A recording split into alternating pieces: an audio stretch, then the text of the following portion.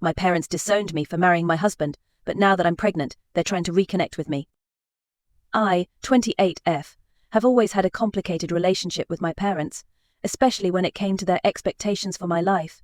Growing up in a wealthy suburb, I was constantly compared to my older sister Amber, 30F. Amber excelled at everything she did, straight A's in school, and later, a successful lawyer at a prestigious firm in New York. I, on the other hand, was more of a free spirit. I did well enough in school but preferred art and the sciences and math that my parents valued so highly. Our family comes from old money. My father, Richard, 60M, is a pretty rich dude, while my mother, Rose, 58F, comes from an equally wealthy family and spends most of her time involved in various charity organizations, more for the social aspect than actual philanthropy, if I'm being honest. They've always been obsessed with maintaining our social status and connections. From the moment I was born, my parents had my entire life planned out for me. I was supposed to go to an Ivy League school, preferably Harvard, like my father, major in business or law, marry someone from a good family, meaning equally wealthy and well-connected, and eventually take over the family business alongside Amber. But that's not the life I wanted for myself. I was always more interested in the arts. I loved painting, writing poetry, and exploring the city's museums. My parents viewed these interests as cute hobbies but nothing to build a career on. They pushed me into extracurricular activities they deemed more suitable, tennis lessons, and internships at my father's company during summer breaks. I went along with it all to keep the peace, but I never felt like I truly fit in with the world they wanted for me. When I got into Brown, my parents were disappointed it wasn't Harvard but found it acceptable. They hoped it would put me on the path they wanted. Little did they know, it would lead me to someone who would change my life forever. I met Chad, 29M, during my sophomore year of college. We quite literally ran into each other at the campus coffee shop. I was rushing to get to class, and wasn't looking where I was going, and he was leaving with a tray full of coffees for his study group. The collision sent hot coffee flying everywhere, ruining both our clothes. Instead of being angry, Chad just laughed and said, "Well, I guess this is one way to break the ice." We ended up skipping our respective classes and spent hours talking. Chad was everything my parents would disapprove of, which made him even more appealing to me. He came from a working-class background in a small town in Ohio. His father was a factory worker, and his mother was a waitress. Chad was attending Brown on a full scholarship and worked part-time jobs to support himself. He was studying to become a teacher, passionate about education and making a difference in kids' lives. From that first meeting, I knew Chad was something special. He was kind, funny, and incredibly hardworking. He had a way of making me feel seen and understood in a way no one ever had before. With Chad, I could be myself, not the polished, perfect daughter my parents wanted me to be, but the real me, with all my quirks and imperfections. We started dating, and for the first time in my life, I felt truly happy. Chad encouraged my art, pushed me to pursue my passions, and supported me in ways my family never had. When I told him about my dream of becoming a graphic designer, he didn't laugh or dismiss it like my parents had. Instead, he helped me research programs and internships. Of course, my parents hated him from the moment they met him. It was during Parents' Weekend in our junior year. I had been putting off introducing them, knowing it wouldn't go well, but I couldn't avoid it any longer. The meeting was a disaster from the start. My parents couldn't see past Chad's background. To them, he was just a poor boy trying to climb the social ladder by dating me. They made snide remarks about his non-designer clothes, Midwestern accent, and career choice. My mother kept asking if he really wanted to be just a teacher, while my father barely acknowledged Chad, making his disapproval clear. Despite Chad treating me better than any of the wealthy boys they set me up with, they were convinced he only wanted our money and status. When I tried to defend Chad, pointing out his scholarship and his work ethic, my father dismissively said, "Oh honey, don't be naive, boys like that always have an angle." Despite my parents' disapproval, Chad and I continued dating throughout college. We supported each other through late-night study sessions, celebrated our successes, and shared our dreams for the future. With Chad, I felt free to be myself and follow my own path, not the one my parents planned. After graduation, Chad proposed. It wasn't a grand, elaborate affair like my parents would have expected. We were on a weekend camping trip, something my parents would never understand the appeal of, sitting by the campfire under a sky full of stars. Chad turned to me and said, "I know I can't give you the life of luxury you grew up with, but I promise to love you and support you in everything you do. Will you marry me?" I said yes without hesitation. When we returned from our trip, and I broke the news to my parents, all hell broke loose. My mother burst into tears, crying about how I was throwing my life away. My father's face turned an alarming shade of red as he ranted about how I was making the biggest mistake of my life. They told me I was being foolish and short-sighted. "Think about your future," my mother pleaded. "How will you maintain the lifestyle you're accustomed to? What about your children? Don't you want to give them the best of everything?" I tried to explain that Chad and I had talked about our future, that we had plans, and were prepared for the problems ahead, but they wouldn't listen. To them, marrying Chad was tantamount to choosing a life of poverty and struggle. When I refused to break off the engagement, they gave me an ultimatum. Either I end things with Chad, or they would cut me off completely. No more financial support, no trust fund, no inheritance, nothing. "If you're so set on living like a commoner, then you can do it without our money," my father said. I was shocked by their reaction. I knew they wouldn't be thrilled, but I never expected them to go this far. In that moment, I realized that their love and support had always been conditional. As long as I did what they wanted and fit into their narrow view of success, I was their daughter. But the moment I chose my own path, they were willing to cast me aside. I chose Chad. We got married in a small ceremony, with just a few close friends present. It was nothing like the lavish society wedding my parents had always thought for me, but it was perfect in its simplicity and sincerity. Amber didn't even show up to the wedding. She sided with our parents, telling me I was making a huge mistake. The day after my wedding, I received a cold, formal letter from my parents' lawyer. It informed me that I had been removed from their will and that Amber was now the sole heir to their fortune. It also stated that I was no longer welcome in the family home, and that any future attempts to contact my parents would be dealt with legally. It hurt more than I could have imagined, not because of the money. Chad and I were both working and managing just fine, but because my own family had chosen their outdated beliefs and social status over my happiness. The parents who had raised me, who I thought loved me unconditionally, had thrown me away because I didn't fit into their perfect mold. For 3 years we had no contact. I tried reaching out a few times in the beginning, sending letters and leaving voicemails on holidays and birthdays. But my attempts at reconciliation went unanswered. Eventually I stopped trying. During those 3 years, Chad and I built a life together. We both worked hard, me as a graphic designer for a small advertising agency, and Chad as a high school English teacher. We bought a small house in a modest neighborhood, adopted a rescue dog named Max, and were genuinely happy. Sure, we didn't have the luxuries I grew up with. We couldn't afford fancy vacations or designer clothes, and we had to budget carefully to make ends meet, but we had love and respect for each other, which was worth more than any amount of money. For the first time in my life, I felt like I was living authentically, pursuing my own dreams instead of someone else's expectations. 3 years after our wedding, I found out I was pregnant. Chad and I were over the moon. We hadn't been actively trying, but we both wanted kids and were excited to start this new chapter in our lives. We decided to wait until after the first trimester to start telling people, just to be safe. About a week after we started sharing the news with our friends, I received a text message from Amber. It was the first time I'd heard from her in 3 years. The message was short and to the point. Mom and Dad heard about the baby. They want to talk. Call them. I was shocked. How did they even find out? I hadn't told anyone in my family, and as far as I knew, we didn't have any mutual friends who would have passed on the information. After discussing it with Chad, I decided to call them. Maybe, I thought, the idea of becoming grandparents had softened their hearts. I called them and my mother answered on the second ring. The conversation was awkward. My mother did most of the talking, while I could hear my father breathing heavily in the background, occasionally grunting in agreement. She congratulated me on the pregnancy and then, without any reason, started talking about how they wanted to make amends and be part of their grandchild's life. There was no apology for how they had treated me, no acknowledgement of the pain they had caused.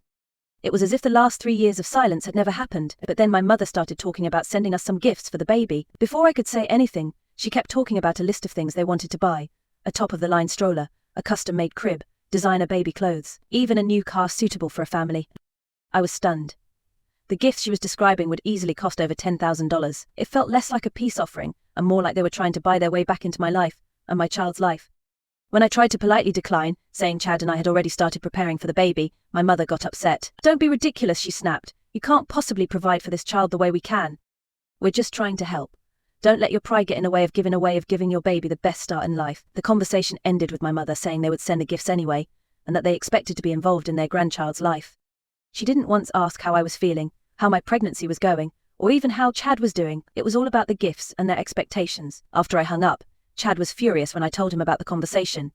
He felt like my parents were trying to undermine us, to show that they could provide things for our child that we couldn't. "They're trying to buy their way into our lives," he said, pacing around our small living room. "And once we accept these gifts, they'll use it as leverage to make demands about how we raise our child." I knew Chad had a point, but part of me still hoped this was just my parents' awkward attempt to reconnect. Maybe if we gave them a chance, they'd accept Chad and our life. "Maybe they've changed," I said, though deep down, I didn't really believe it. "Maybe becoming grandparents has made them realize what's truly important." Chad looked at me and said, "Do you really believe that? Or are you just hoping it's true because you miss them?" His words hit home. I did miss my family, despite everything. I missed the good times, family dinners, holiday celebrations, inside jokes that only we understood. But I also couldn't forget the bad times, the constant pressure, the disapproval, the way they had cast me aside when I didn't conform to their expectations. Chad says he'll support whatever decision I make, but I can tell he's uncomfortable with the idea of accepting anything from my parents. He's worried that they'll try to exert control over our lives and our child's upbringing. "We've been doing fine on our own," he reminds me. "We don't need their money or their approval." Amber has been blowing up my phone, alternating between guilt-tripping me for holding a grudge and excitedly talking about being an aunt. She doesn't seem to understand why I'm hesitating to accept our parents' offer. "They're trying to make things right," she insists. "Why can't you just let the past go?" But it's not that simple. The past isn't just the past, it's shaped who I am and the life I've chosen. So Reddit, what should I do here? I really need some good advice on what to do. Update 1. It's been about a month since my last post. and a lot has happened. First, I want to thank everyone for their advice and support. After much discussion with Chad, we decided to decline my parents' offer of gifts. It wasn't an easy decision, but we felt it was the right one for our family. I called my mother and explained that while we appreciated the gesture, we weren't comfortable accepting such expensive gifts. I tried to keep the conversation civil and suggested that if they wanted to be part of our child's life, we could start with smaller steps, maybe a dinner together to talk things through. My mother didn't take it well. She accused me of being ungrateful and stubborn, saying I was depriving my child of opportunities out of spite. "You're making a huge mistake," she said. "You're going to regret this when your child grows up without the advantages we can provide." I stood my ground, though. I explained that Chad and I were capable of providing for our child, and that what we wanted from them was a relationship, not material things.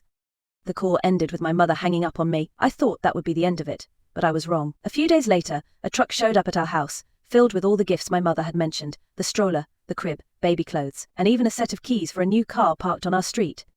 There was a note attached: "For our grandchild. We won't let your stubbornness deprive them of the best." Chad and I were stunned. We didn't know what to do with all this stuff. It felt like a violation of our boundaries. We decided to put everything in the garage for the time being while we figured out what to do. Chad wanted to send it all back immediately, but I hesitated. The situation got more complicated when Amber showed up at our door the next day. She was full of excitement about the baby and the gifts, acting as if nothing had ever been wrong between us. "Isn't it wonderful?"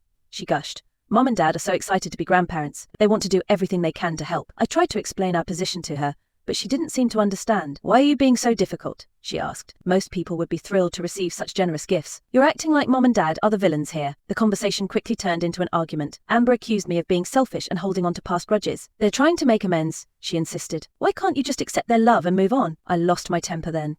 "Love?" I said. "Is that what you call ignoring me for 3 years and then trying to buy their way back into my life? That's not love. Amber, that's control." Amber left in a huff and puff, telling me I was making a huge mistake. "You're going to push them away for good this time," she warned, "and it'll be your fault when your child grows up without grandparents." To complicate matters further, word has gotten out to our extended family about the situation. I've been receiving calls and messages from aunts, uncles and cousins, all urging me to reconcile with my parents. "They're your parents," my Aunt Sharon said during one particularly frustrating call. "Of course they want to spoil their grandchild. Why are you fighting this so hard?" I tried to explain about the years of no contact, about how this felt less like a genuine attempt at reconciliation and more like an attempt to buy their way back into our lives. But it's hard to make people understand who haven't lived through it. Chad stood by my side, supporting my decisions while also offering a different perspective when needed. "We don't need their money," he reminds me. "We're doing fine on our own. Our child will have everything they need: love, support, and 2 parents who adore them."